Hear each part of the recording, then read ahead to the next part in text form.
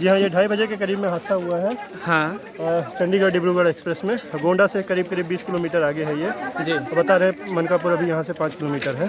हाँ और 2 बोगियाँ तो एकदम से ऐसे पलट गई हैं। हाँ 1 बोगी ऐसे लगी है, बाकी तो आप देख ही सकते हैं पटरियों की क्या हाल है। पटरियाँ खिसक चुकी हैं यहाँ पे। कैजुअलिटी भी हो सकती है, अभी उसको मालूम नहीं है। लोग अपनी जान बचा करके कैसे कैसे निकल रहे हैं। बचाव के लिए क्या व्यवस्था हुई है अभी तक? अभी तो हम खुद ही निकल के आए हैं, अभी देखा नहीं है शायद, लेकिन शायद एम्बुलेंस वगैरह आ रही है क्या? जी जी ऐसा सुनने में आया है। Thank you.